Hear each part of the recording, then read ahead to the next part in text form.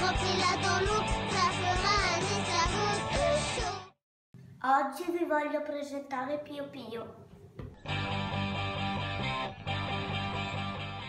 Dentro alla scatola trovate tante uova, un regolamento, un mazzo di carte diviso in galli, galline, nido e volpe. Vince il gioco chi fa nascere per primo 3 pulcini. Per prendere un uovo bisogna giocare una gallina, un nido e un gallo. Per far nascere un pulcino bisogna giocare 2 galline. Ma si può anche, tirando una carta volpe, rubare l'uovo del tuo avversario, ma se il tuo avversario ha 2 galli, glielo ridà indietro.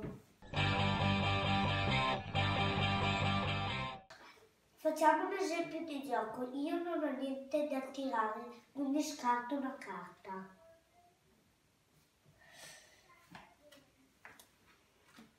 Nicolò riesce a deporre un uovo.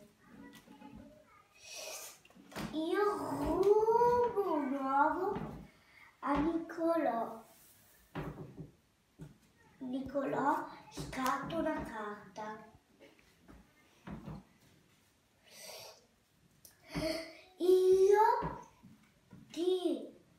Io